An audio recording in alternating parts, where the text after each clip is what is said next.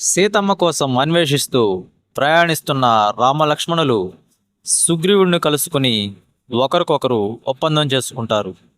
దాని ప్రకారం వాలిని యుద్ధానికి ఆహ్వానించమని చెప్పిన శ్రీరాముడు ఆ యుద్ధంలో వాలిని సంహరిస్తాను అని సుగ్రీవుడితో చెబుతాడు. రామలక్ష్మణులు, హనుమంతుడు మరియు సుగ్రీవుడు కలిసి కిష్కింధకు బయలుదేరి వాలి ఉంటున్న కోట సమీపంలో ఉంటారు. సుగ్రీవుడు మాత్రమే కోట దగ్గరకు వెళ్ళి, సోదరా వాలి, నీకు సామర్థ్యం ఉంటే వచ్చి నాతో యుద్ధం చెయ్యి అని గట్టిగా అరుస్తాడు. ఆ కేకలు విని వాలి ఆగ్రహంతో రగిలిపోతాడు. దాంతో కోట నుండి బయటకొచ్చి సుగ్రీవుడిని కొట్టడం ప్రారంభిస్తాడు. సుగ్రీవుడు ఎంత వీరోచితంగా పోరాడినప్పటికీ వాలి ముందు నిలవలేకపోతాడు. ఎంతసేపు యుద్ధం చేస్తూ చూస్తున్నప్పటికీ శ్రీరాముడు వాలిని సంహరించలేకపోవడంతో సుగ్రీవుడు ఇక ఆ దెబ్బలు తినలేక యుద్ధం నుండి పారిపోయి ఋష్యముఖ పర్వతంపైకి వెళ్ళి కూర్చుంటాడు. ఋష్యముఖ పర్వతం వరకు సుగ్రీవుడిని తరుముకుంటూ వెళ్ళిన వాలి అక్కడి నుండి ముందుకు వెళ్ళక వెనుదిరుగుతాడు.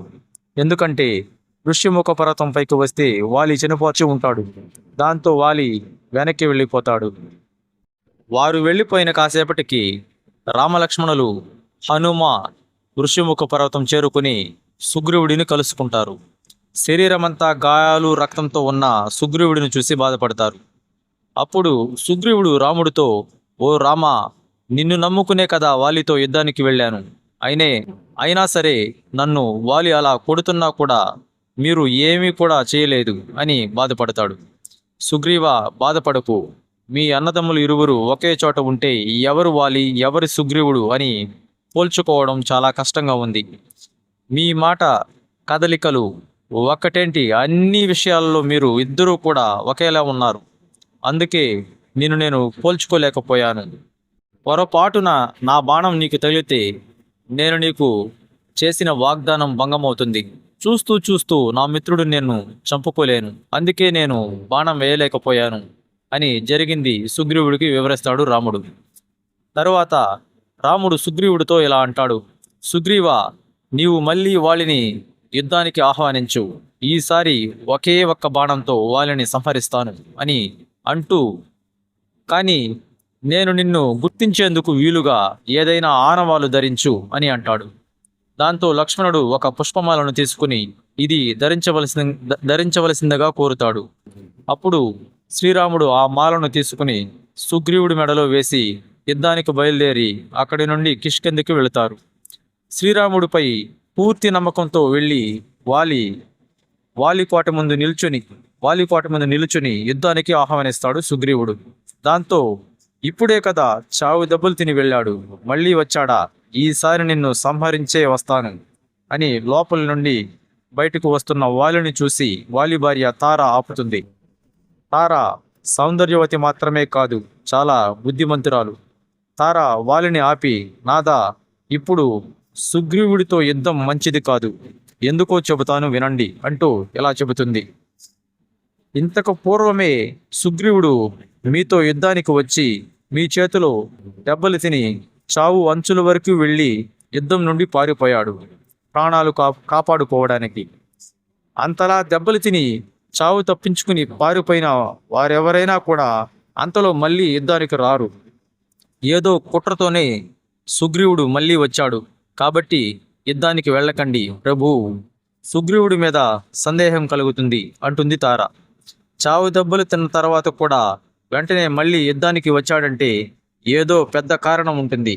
ఎవరైనా మహావీరులు సుగ్రీవుడికి అభయం ఇచ్చి ఉండవచ్చు అని తార వాలికి శతవిధాల నచ్చజెబుతుంది. తారకు సుగ్రీవుడి గురించి తెలుసు. ఎటువంటి వారిని వారి శక్తిని పరీక్షించకుండా వారితో సుగ్రీవుడు స్నేహం చేయుడని, అన్ని విధాలుగా ఎవరైనా మహావీరుడి యొక్క బలాలను పరీక్షించాకే ఆ ధైర్యంతోనే సుగ్రీవుడు మళ్ళీ యుద్ధానికి వచ్చి ఉంటాడని తార వాలికి వివరించి యుద్ధం వద్దని వారిస్తుంది. వాలి కుమారుడైన అంగదుడు ఏర్పాటు చేసిన గూఢచారుల సమాచారం ప్రకారం అయోధ్య రాజైన దశరథుడు కుమారుడు శ్రీరాముడితో సుగ్రీవుడు ఒప్పందం కూడా చేసుకుని అభయం పొంది ఉన్నాడని, ఎవరు కూడా జయించలేని శ్రీరాముడితో వైరం మంచిది కాదని, అలాగే సుగ్రీవుడు నీ సోదరుడే కనుక తనతో కూడా వైరం మంచిది కాదని శత విధాల యుద్ధం వద్దని వాలిని వారిస్తుంది తార. అయినా వాలి తార మాట కూడా లెక్క చేయకుండా శత్రువు వచ్చి యుద్ధానికి ఆహ్వానిస్తే వెళ్ళకపోవడం పిరికితనం అవుతుంది అని, అదీ కాక శ్రీరాముడు ధర్మాత్ముడు, అటువంటి వాడి వల్ల నాకు ఎలాంటి అపాయం ఉండదని తారకు చెప్పి వాలి యుద్ధానికి వెళతాడు. అయినా సరే తార మనసులో ఏదో తెలియని అనుమానం. ఇద్దరు అన్నదమ్ములు ఎదురుపడి వాలి ఇలా అంటాడు, సుగ్రీవా, ఈరోజే నీకు ఆఖరి రోజు అవుతుంది అని తన భుజబలాన్ని అంతా ఉపయోగించి సుగ్రీవుడిని కొట్టడం ప్రారంభిస్తాడు వాలి. సుగ్రీవుడు ఎంతో వీరోచితంగా పోరాడుతున్నప్పటికీ వాలి ముందు నిలవలేకపోతుంటాడు. యుద్ధం భీకరంగా జరుగుతూ ఉంటుంది. వాలికి ఒక వరం ఉంది. ఎంతటి బలశాలి అయినా తన ముందు యుద్ధానికి వస్తే అతని శక్తిలో సగభాగం వాలికి వచ్చేస్తుంది. అలా సుగ్రీవుడి అర్ధబలం వాలికి వచ్చేస్తుంది. స్వతహాగా కూడా వాలి చాలా బలవంతుడు. ఎంతటి బలవంతుడంటే రావణాసురుణ్ణి కూడా ఓడించిన ఘనత వాలిది. అలాంటి వాలి ముందు సుగ్రీవుడు నిలవలేకపోతాడు. అది గమనించిన శ్రీరాముడు అదును చూసి బాణాన్ని వాలిపైకి సంధిస్తాడు. ఆ రామబాణం నేరుగా దాంతో వాలి నేలపై పడిపోతాడు. పడిపోయిన వాలి తనపై బాణం సంధించింది ఎవరు అని చూస్తుండగా శ్రీరాముడు అక్కడికి చేరుకుంటాడు. శ్రీరాముడిని చూసిన వాలి ఇలా అంటాడు, ఎంతో పేరు ప్రఖ్యాతులు ఉన్న నీవు, ధర్మాన్ని పాటించే నీవు, నేను వేరొకరితో యుద్ధం చేస్తున్నప్పుడు నాపై బాణప్రయోగం చేశావు. ఇది ఏ విధంగా ధర్మమో చెప్పు రామా అని అంటాడు. ఓ శ్రీరామ, ధర్మాత్ముడివి అయిన నీవు చెట్టుచాటు నుండి నన్ను బాణంతో కొట్టావు. ఇది నీకు అపఖ్యాతి కాదా? నేను నీకు శత్రువుని కాదు. నేను నీతో యుద్ధం కూడా చేయలేదు. అయినా నన్ను ఇలా ఎందుకు చేశావు అని అడుగుతాడు. ఓ రామ, నీవు సుగ్రీవుడికి ఇచ్చిన మాట కోసం ఇదంతా చేశావు. ఇదంతా నీ సీతమ్మ కోసమే చేశావు కదా.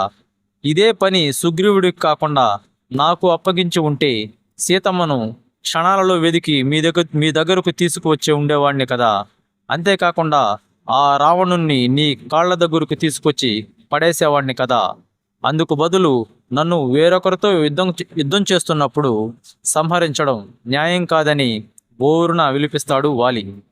వాలి చెప్పిన మాటలు అన్నీ శ్రీరాముడు విని వాలితో ఇలా అంటాడు, వాలి, నీవు ధర్మాన్ని ఎప్పుడో తప్పావు, కానీ నాకు నీతులు చెబుతున్నావు. ఈ సమస్త భూమండలమంతా ఇక్ష్వాకు వంశీయులదే. అన్నింటిపైన అధికారం ఇక్ష్వాకులదే. అయినా నిన్ను సంహరించడానికి కారణం చెబుతాను విను అని రాముడు ఇలా చెబుతాడు. నీవు ధర్మాన్ని ఏనాడో విడనాడి నీ సోదరుడి భార్యను బలవంతంగా నీ సొంతం చేసుకున్నావు. సుగ్రీవుడు బ్రతికుండగానే కూతురులా చూసుకోవలసిన సోదరుడి భార్యను కామంతో చూశావు. ఇది పెద్ద పాపం కాదా? పరుల భార్యను అపహరించిన రావణుడికి నీకు తేడా ఏముంది? పరుల భార్యను బలవంతంగా నీ భార్యగా చేసుకున్న నీలాంటి వాడిని నేను సహాయం అడగడం అధర్మమని శ్రీరాముడు అంటాడు. నీవు చేసిన తప్పులకు దండనే ఈ శిక్ష అని ఇంకా శ్రీరాముడు వాలితో ఇలా అంటాడు. నీవు చేసిన తప్పులను ఒకసారి గుర్తు చేసుకో. అప్పుడు నేను చేసింది ధర్మమో అధర్మమో నీకు అర్థమవుతుంది అని అంటాడు. శ్రీరాముని మాటలు విన్న వాలి తన తప్పులను గ్రహిస్తాడు. శ్రీరాముని మాటల్లో ధర్మం ఉందని అంగీకరిస్తాడు. తరువాత వాలి ఇలా అంటాడు, నాకు ఒకే ఒక పుత్రుడున్నాడు, అంగదుడు. అలాగే నా భార్య తార. వారి ఇరువురిని రక్షించే బాధ్యత నీదే శ్రీరామ అని వేడుకుంటాడు. వారిరువురకు శ్రీరాముడు అభయమిస్తాడు. వాలికి శ్రీరాముడు బాణం తగిలి క్రింద పడిపోయాడని తెలుసుకున్న ఎంతో మంది వానరులు భయపడిపోతారు. అలాగే విషయం తెలుసుకున్న తార ఎంతో బాధతో వాలి పడి ఉన్న స్థలానికి చేరుకుని చూడగా వాలి కొన ఊపిరితో ఉంటాడు. దాంతో అతనిపై పడి బోరున ఏడుస్తుంది. సుగ్రీవుడిని రాజ్యం నుండి వెళ్ళగొట్టి తన భార్యను బలవంతంగా నీ సొంతం చేసుకున్న పాపమే నీకు తగిలిందని ఏడుస్తూ గుండెలు బాదుకుంటుంది. వాలి లేని జీవితం తనకు అక్కర్లేదని ఆత్మాహుతి చేసుకోబోతుండగా హనుమంతుడు ఇంకా వానరులు వారిస్తారు. అప్పుడు హనుమ తారను చూసి ఇలా అంటాడు, అమ్మా, వాలి మరణించే ముందు చిన్న వయస్కుడైన నీ కుమారుడిని చూసుకోవలసిన బాధ్యత నీపై ఉంది అని గుర్తు చేస్తాడు. ఇకపై వానర రాజ్యానికి సుగ్రీవుడు, అంగదుడు మాత్రమే దిక్కు అని, మీరు ఈ వానర రాజ్యానికి రక్షకురాలుగా ఉండాలని, వాలికి అంతిమ సంస్కారాలు జరిగిన తర్వాత అంగదుడికి యువరాజు పట్టాభిషేకం జరుగుతుందని హనుమ తారతో చెబుతాడు. కొన ఊపిరితో ఉన్న వాలి సుగ్రీవుడిని పిలిచి, తండ్రిలా చూసుకోవలసిన నేను నిన్ను శత్రువులా చూసుకున్నాను, క్షమించమని అడుగుతాడు. అప్పుడు సుగ్రీవుడు తన అన్న వాలి పరిస్థితి చూసి ఎంతో దుఃఖిస్తాడు. తన తరువాత తన కుమారుడి బాధ్యత నీవే తీసుకోవాలని, తన భార్య తార యోగక్షేమాలు కూడా నీవే చూసుకోవాలని వాలి సుగ్రీవుడితో చెబుతాడు. తన మెడలో ఉన్న ఇంద్రుడు ప్రసాదించిన కాంచనమాలను సుగ్రీవుడి మెడలో వేస్తాడు. మరణం తర్వాత ఈ మాల ప్రభావం క్షీణిస్తుందని, మరణించక ముందే నీ మెడలో వేస్తున్నానని చెప్పి కాంచనమాలను సుగ్రీవుడి మెడలో వేసి, ఈ మాల వల్ల నీకు అపజయం అనేది ఉండదు అని చెప్పి సుగ్రీవుడిని వాలి ఆశీర్వదించి, శ్రీరాముడు కార్యాన్ని ఎట్టి పరిస్థితుల్లోనూ మర్చిపోవద్దని చెప్పి తన కుమారుడైన అంగదుడిని వాలి పిలుస్తాడు. పిలిచి, నాయనా, నేను వెళ్ళిపోతున్నాను. నీ పినతండ్రి సుగ్రీవుడిని నీకు రక్షణగా నేను నియమించాను. నీవు కూడా తనని తండ్రిలాగా గౌరవించి జీవనం గడపాలని అనేక విషయాల గురించి చెప్పి వాలి తన ప్రాణాలను విడిచేస్తాడు. వాలి మరణంతో వానర జాతి మొత్తం శోక సముద్రంలో మునిగిపోతుంది. సోదరుడైన వాలిని సంహరించినందుకు సుగ్రీవుడు తనలో తాను కుమిలిపోతాడు. ఈ రాజ్యం తనకు వద్దని, వాలి వధ తనను అతిగా దహించి వేస్తుందని శ్రీరాముడితో చెప్పి బాధపడతాడు సుగ్రీవుడు. తార శ్రీరాముడి దగ్గరికి వెళ్ళి తన భర్త లేని జీవితం తనకొద్దని, తనను కూడా మరొక బాణంతో సంహరించాల్సిందిగా కోరుతుంది. వాలి అందరినీ శ్రీరాముడు ఓదార్చి తర్వాత అంగదుడి చేతుల మీదుగా వాలికి దహన సంస్కారాలు జరిపిస్తాడు. కొన్నాళ్లకు కిష్కింధ రాజ్యానికి సుగ్రీవుడికి మహారాజు పట్టాభిషేకం, అలాగే అంగదుడికి యువరాజు పట్టాభిషేకం జరుగుతుంది. శ్రావణ మాసంలో సుగ్రీవుడికి పట్టాభిషేకం జరిగింది. అది వర్షాకాలం కనుక సీతాన్వేషణ కష్టమని, వర్షాకాలం ముగిశాక సీతాన్వేషణకు సహకరించాల్సిందిగా శ్రీరాముడు కోరుతాడు సుగ్రీవుడిని. అందుకు సుగ్రీవుడు కూడా ఈ వర్షాకాలం ముగిశాక సీతమ్మ జాడ కనుగొంటామని మాట ఇస్తాడు.